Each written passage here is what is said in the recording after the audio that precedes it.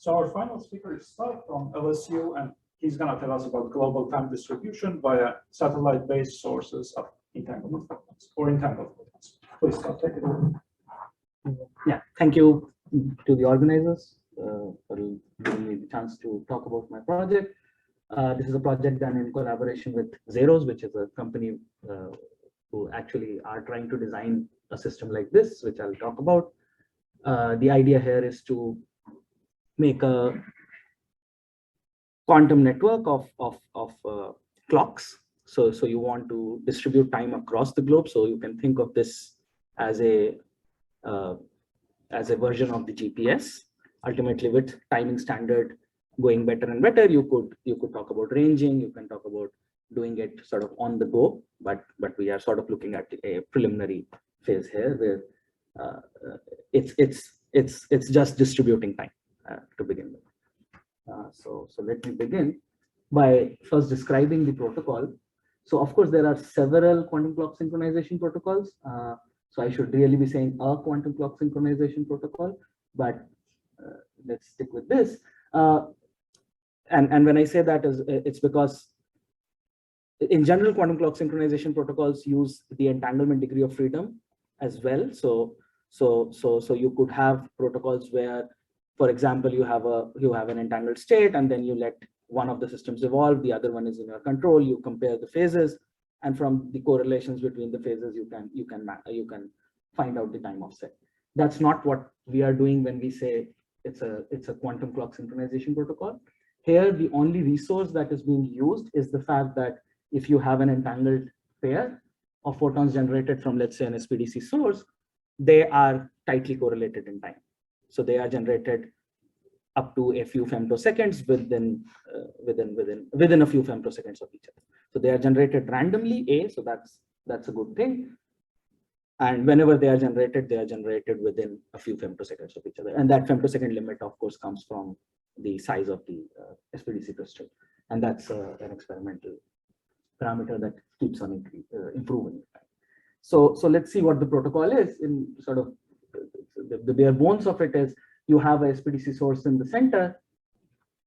You will generate some entangled pair at some instant of time, let's say T0, and one of the pairs is detected locally by the reference clock A, and the other one is sent to whoever you are trying to synchronize with.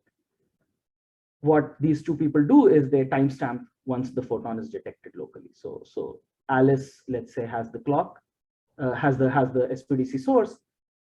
She timestamps the photon once it is received, and then Bob, when he receives the photon, also timestamps it. Of course, if the photons are generated at the same time, then there is a tight correlation between what Tj prime and Ti is, which is the detection time at B and detection time at A, which is basically Tj prime will be Ti plus the time of travel plus whatever is the offset between these two clocks. And that's essentially the quantity of interest. One caveat, of course, is that you are not worried about synchronization. So you are assuming that the frequencies of the two clocks are relatively stable within the time period that you do this entire business. And I can talk a little bit about that later. That's a limitation that you can get rid of easily.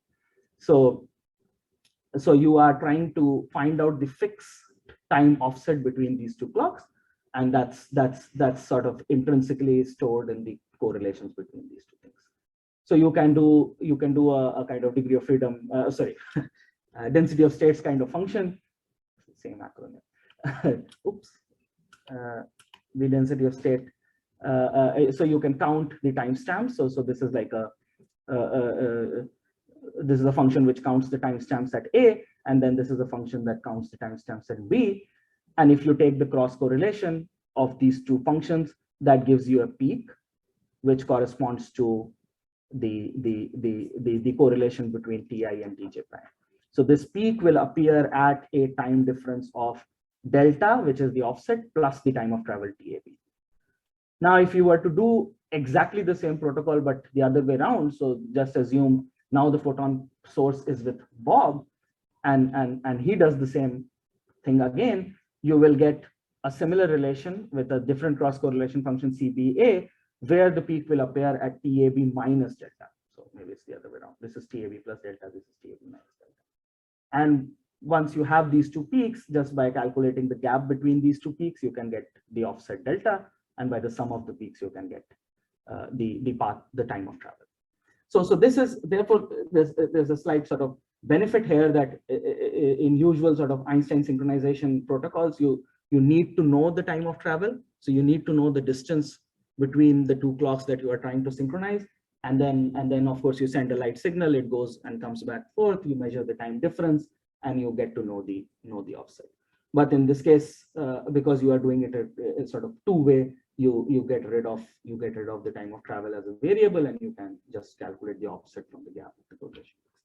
So all this looks nice, of course, but there are problems. But if we could do this, let's see what we can do. So this is the idea. So if you now think of Alice as a ground station and Bob as a satellite, so both of these therefore have SPDC sources, and you were able to synchronize Alice to ground station 1, and then either simultaneously or within a time period that the satellite clock and these two ground clocks are relatively stable, you could also sync to station 2. So these two links are of course two-way quantum links. If these two links sort of get established within a certain stability window, then essentially you end up synchronizing G1 and G2. So why this is useful is, of course, that if you were using, for example, a fiber optic cable to do this exact protocol between Alice and Bob was, let's say, 1,000 kilometers apart, the number of photons that you receive, even with very, very good SPDC sources, is very, very small, right? So if you use satellites instead, then you can extend the range of your protocol immensely. And then you can imagine a sort of larger network of these things. So you can have several of these satellites, sort of low Earth orbit or middle Earth orbits and so on. You could think about links between ground stations and satellites, between ground stations in the short range, and then between satellites themselves. Although the full scale of simulation has not been performed yet, but we have some preliminary results.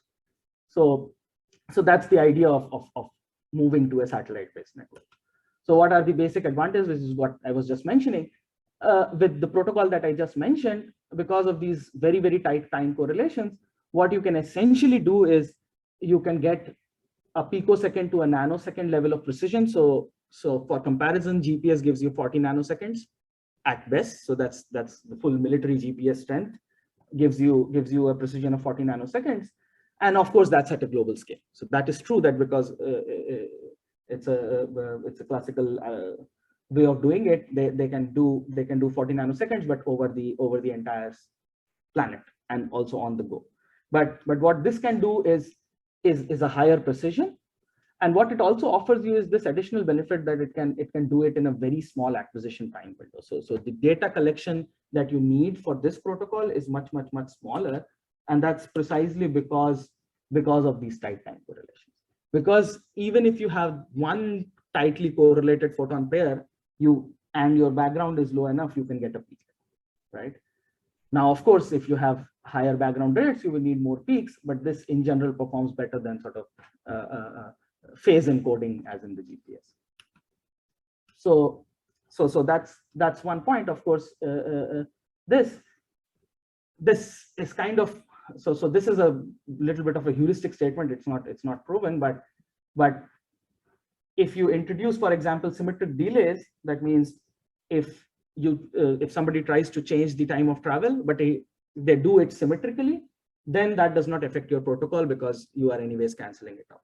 So that is an added benefit that you get, that as long as the attack is symmetric in terms of path delay, and there isn't a way to find out which way the photon is traveling and then cause an additional path delay, you are relatively safe.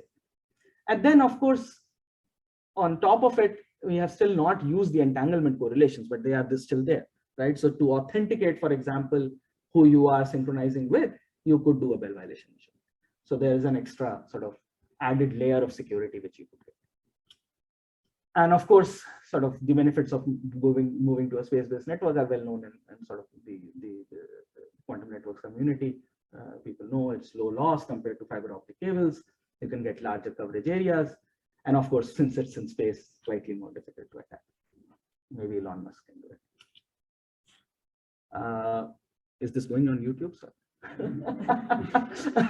So what are the applications of QCS? I am not getting a job. This is so there are several applications that you can think of. Of course, QKD. So I want to slightly stress on this application is because this is really sort of a kind of sometimes neglected aspect of QKD, where people do not talk about time synchronization requirements. And if you talk to experimentalists, which I haven't done, but I have heard people talk to experimentalists. So so I hear that they are really worried about time synchronization, because if you cannot timestamp two photons correctly, then how do you know which two photons to do the Bell violation test with? Sort of how to sort of pair up the photons to do the Bell violation test. So in that sense, it's a sort of I don't know if it's a tautology or but it's a problem of time synchronization, which gives you a good key distribution. But if you can't do key distribution, if you cannot authenticate, then you cannot also do the time sync, because you don't know who you are syncing with. But these problems are linked is all I want to point out. Of course, there are fundamental science problems which you can address. I will try to talk about them a little bit at the end. Of course, the quantum internet, quantum GPS, long baseline interferometry experiments, because sort of all coherent measurements require synchronized clocks to do it. These two I kind of mentioned because this QCS network can be thought of as a primitive to these things. So if you can do this, then you can think about doing this. So if you cannot simply sort of distribute the timestamps of these quantum of these photons, you cannot think about sort of doing the polarizations more reliably. So now what's the problem? The problem essentially is that all this the protocol that I mentioned has already been shown to work in the lab. It gives you a picosecond of precision, which is 4 orders of magnitude, 3 to 4 orders of magnitude better than the GPS. It does it with 20 detected photons. So high loss scenarios, distances over thousands of kilometers. In principle, you could do this and get picosecond level precision. But all that is true for stationary clocks. Now, the problem is that if you have moving clocks, then what essentially is happening is while you are doing the protocol, the time of travel between the two clocks is changing, and therefore the peak of the correlation function is not a stationary peak. It gets distributed. So just this video is what I want to show. So if does this work? Yeah. So this one is the cross correlation function which I talked about. If there was no motion between the satellite and the ground station, and you see, of course, the SNR just keeps on increasing as you the peak of the correlation function just keeps on increasing as you collect more and more data, because of course the noise gets distributed uniformly on the background, but these detected events are always exactly correlated. I'm sorry, Stav, could you say what the X? No, yes, sorry. So this is tau, and this is the cross correlation as a function of tau. So is the correlation? Yes, the cross correlation function, which was the product of the two sort of detection events. So this peak should appear at tau equal to TAB plus delta, right? On the right, if you put motion in, then you see quickly that as time goes on, you see more and more newer and newer peaks start appearing. What it does is, because in a total sort of given fixed amount of acquisition time window, you get only these many number of entangled pairs, and you get 20 peaks instead of just one peak, it reduces your SNR considerably. Now you have to be lucky enough that this peak is greater than your background, right? It's not guaranteed. So therefore, the standard problem that we have in lab is that in a lab would be that if you have very high noise, if you have very high loss, you just collect data for longer, and you are done, because if you collect more and more events, then your SNR just keeps on increasing, and at some point you will be able to synchronize. But in a moving case, that is something that you are not allowed to do. So you have to somehow find a balance between this first peak being not small enough that you are above the threshold of the noise. But if you keep on detecting more and more photons, it's not that you are going to get higher and higher SNR. In fact, your SNR is going to decrease, because instead of one peak, you have these many peaks. Now you don't know what your peak is, right? Is it this? Is it this? Or where is it? Why are you interested in the first peak? No, I'm not. So I'm saying I know in this sort of simulated case that this this first peak is really the sort of the time of set when you started the protocol. When you started the protocol. But when you do an actual experiment, you will just get all the data at the end, and then you will do this kind of a plot. Here you will see a sharp peak. Here you will see these many peaks. You don't know which one is the. So your precision, essentially, instead of being one bin size in this plot, will become this whole thing. So this can be quantified. This is all the equations that I have in the presentation. So in a fixed time of travel scenario, of course, the SNR increases monotonically with the acquisition time. But in this case, when the clocks are moving, that is no longer true, and you have this quantity called T shift, which tells you how much in what amount of time does the time of travel change by the precision of your experiment. So if T shift is the amount of time that it takes for the time of travel to shift by unit precision of your experiment, that's essentially your optimal acquisition time. Because beyond this time, you are only going to get more peaks, but all of them are going to be the same height. And so they're going to destroy your SNR. So if you, in fact, actually look at the SNR, you can see that in these two regimes, it's like this, and it's actually maximum when T acquisition is equal to this T shift. So you can actually show that out. Anyways, so now on to simulations. Am I going too fast? Anyways, good. So Okay, sorry, question. yes. Can you go back one slide? So T acquisition is the time you want to acquire for to get the maximum SNR. So you don't want multiple peaks. Yes. But T shift depends on the relative velocity. Yes. Yes. So how do you know when to stop? Yes. So that's the. So the relative velocity will depend on the relative position of the satellite in the ground station. Right.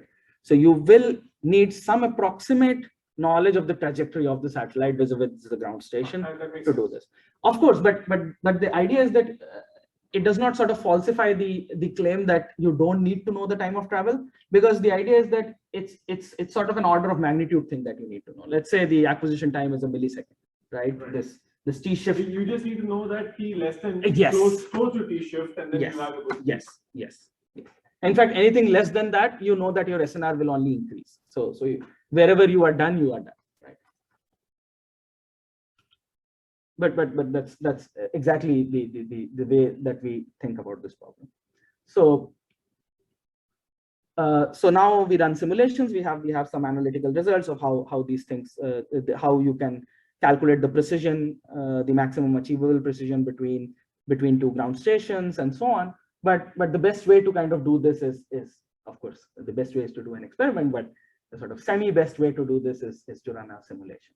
So we choose some realistic parameters for our simulation. We say that there is a ground station telescope of 60 centimeters, a satellite telescope which is much smaller, and these sort of these values are very standard, and you always have to assume that your satellite telescope is much smaller, which tells you that the uplink, which is when you, of course, transmit from the ground station to the satellite, that's your weaker link, because the receiving aperture is very small.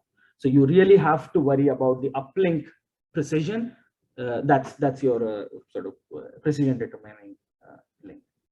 You also assume the sort of standard APD levels of efficiency, 50%. Yes, this number is slightly optimistic, but definitely there are sources which say that this can be done. Of course, maybe not on a satellite. So now let's look at how you can find the precision that you can get. And when I say precision, this means the precision between a ground station, and a satellite. And then this can later be thought sort of extended to the precision between two ground stations. So the precision is just the log of the minimum amount of offset that you can measure. So it's log of t bin in the simulation, and it's essentially determined by two factors. And one of them, Surya, you already mentioned, is of course this kappa, if people saw the previous equations, is a function of the relative radial velocity. So it's a function of the relative radial velocity between the satellite and the ground station. So if you knew that, then you see that what actually happens is these things. So this red curve is the cosine of the angle between the ground station and the satellite as the satellite moves in a polar orbit. So a satellite is moving in a polar orbit. This is you have the ground station is at New York, for example, in this simulation, and you are tracking what the angle the satellite makes with the zenith line. So you see that, of course, you have these sort of 6 passes through a one-day period, which is pretty standard for LEO orbits. So 5 to 6 times you will pass overhead any particular point on Earth. And during those passes, when the satellite is overhead, that's the minimum relative velocity position, right? Because as you go more and more transverse, the relative radial velocity increases. It's in the overhead situation when the time of travel radially is changing at the slowest rate.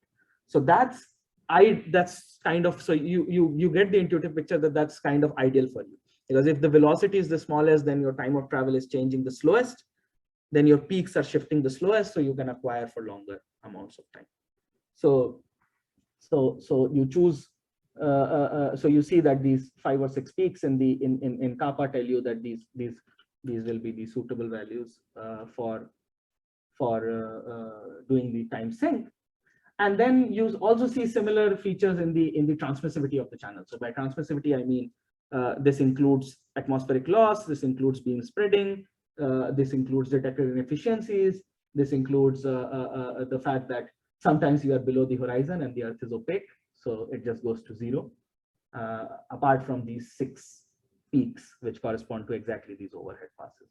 So 6 times during the day, these are usually 300-second windows. 3 to 400-second windows, you get this eta. And then your precision is also highest, which you kind of expected along these 5 or 6 windows. But what you see is that in those 5 or 6 windows, you actually get somewhere between 10 nanoseconds to a picosecond level of precision, sometimes even slightly more. So this is essentially what tells you that yes, there is an effect of relative velocity. But if you did choose your acquisition time smartly enough, then you could do this well. So let me just now quickly sort of gloss over some of the results. This whole sort of business of calculating the acquisition times and so on to find the precision can be easily explained in terms of what is called a precision shadow. So you consider a satellite and it projects a shadow on the Earth. Different regions in that shadow correspond to different levels of precision. The closer you are to the center of the shadow, that's the most overhead you are, right? So that's highest precision. And if you just thought of the visibility condition, then of course it's sort of radially symmetric, right? But if you add velocity into the picture, then you quickly realize that if the satellite is moving sort of vertically along this curve, it's a polar orbit, then the precision quickly loses its value along the direction of the velocity, but not so much perpendicular to the direction of the velocity. So you get these kind of funny elliptical pictures for the shadow. Then you can use these instead of doing all the sort of micros level simulation and say that, okay, if I wanted to set up a network which is of the scale of the US, what kind of configuration I need. So for a single satellite in a LEO orbit for 500 kilometers, this is the shadow. So you can't cover the entire thing with just a sort of instantaneous shadow. But what you can do is give the satellite a little bit of holdover time.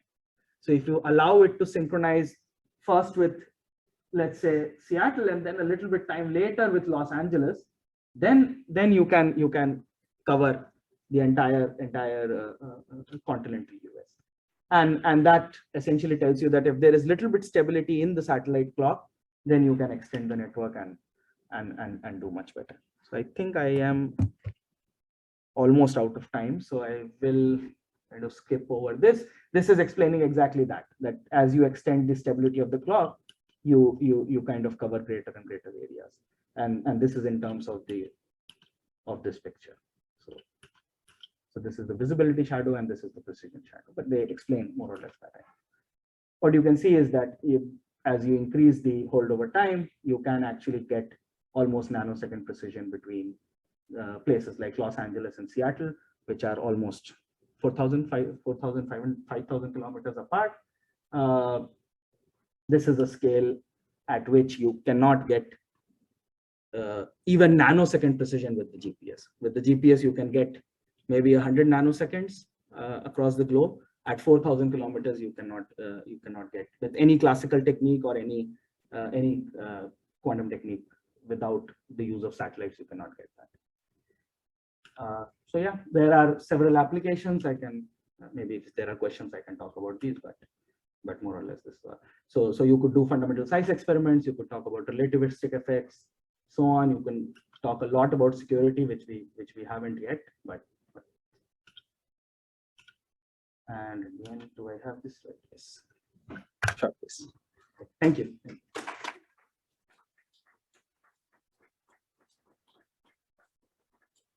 Thank you, Stav, for the talk. Well, do we have questions? Okay, Stav, let me start by asking, I guess, a question. Can you go to the S and R slide? The one where you showed the formula, I guess. Mm-hmm. Yeah. So I saw the square root of time of acquisition. Does this have to do with the Cramer-Rao bound, or it's unrelated? It's similar because in the sense that this will be proportional to the square root of n also. Yes. Yes. Is this formula coming from there? No, this is not coming from there. This is just saying what is the height of the peak divided by the variance of the background. So in the height of the peak, you have a linear acquisition time because longer you collect, the greater number of correlated events you get linearly in time. But when you calculate the variance of the background, there you have a square root of sigma of the mean, because the standard deviation is the square root of the mean. So you get a yeah. One more quick question. If you go, I think, with your second slide where you were showing the time synchronization picture for quantum clocks. Yes. Just one. Yes, right. Perfect. So I think the way I understood you were saying it is that the photon pair source in the middle is the satellite, and A and B are Alice and Bob on the. Oh no, so this I showed for simplicity. Actually, the protocol is this: consider this photon pair source to be with one source with A and one source with B. So both of them have a source. So one of the correlation functions, this one you get from the pair source that is with Alice, and you get another one from Bob, and then from the difference of the two correlation functions is where you get the offset. So okay, but so Alice and Bob are still on Earth, though, right? No, in this picture, no. In this picture, Alice and Bob. So one of them will be the ground station and the other the satellite. The satellite. Okay. Yes. I see. Okay. Now so you are kind of using the satellite as an intermediary. Yeah. So you sync A with the satellite, and then the satellite goes over and syncs with B. And if they happen within a stability period, A and B get synced. But you don't directly sync A and B. I see. Okay, that makes sense. Any questions? Yes. How long does it take for the shadow to again come back to, let's say, to Seattle? Oh, so in one day, if you think about a 500-kilometer orbit, it's just 5 to 6 times that a satellite passes over any particular point on Earth. So what if your process is like continuous? Oh yes. So that is so you are limited if you do not talk about satellites syncing among themselves. But once you start talking about that, what happens is that if there is some time, if you think about a ring of satellites and you sync with your nearest neighbor, so among the satellites using the same protocol, right? Then all of them are synced. And then this is like a master clock in the sky. Now you don't worry about stability. anywhere on Earth, if you can see any satellite in the ring, you just sync to it. That's time distributed. Like a bigger shadow. Exactly. It's like a continuous shadow. Then you can talk about things like what you were saying. But that's an essential thing. Yes. What about just synchronizing A and B on the ground with just optical fiber? Yes. So the problem with that is if A and B are, let's say, 4,000 kilometers apart, you would have to either use repeaters. And since this is SPDC sources, you cannot sort of copy and send a timing signal, right? So sort of range wise, it gives you a benefit. Yes, it's just limited by this. So the free space communication channel, you don't have that problem. So, I mean, what about turbulence and stuff?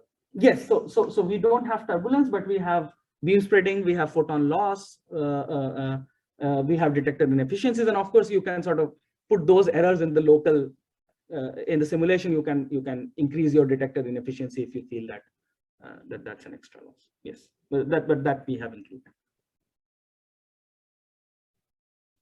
Other questions? Thank you. All right. Well, let's thank Stav one more time.